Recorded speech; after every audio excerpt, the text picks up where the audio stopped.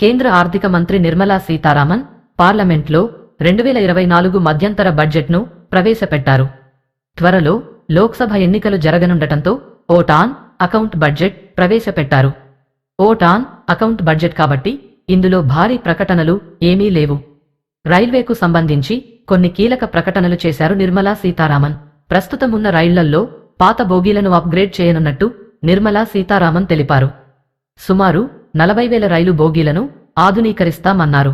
వాటిని వందే భారత్ హంగులతో అప్గ్రేడ్ చేస్తామన్నారు.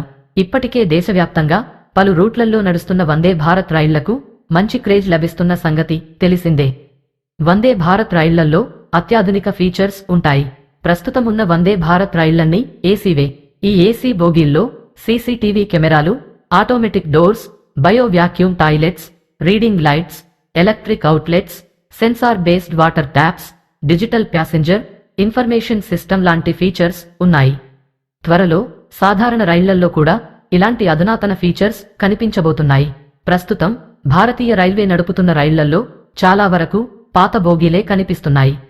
ప్రయాణికుల భద్రత, సౌలభ్యం, సౌకర్యాన్ని పెంపొందించేందుకు 40,000 సాధారణ రైలు బోగీలను వందే భారత్ ప్రమాణాలకు మార్చనున్నామని నిర్మలా సీతారామన్ తెలిపారు.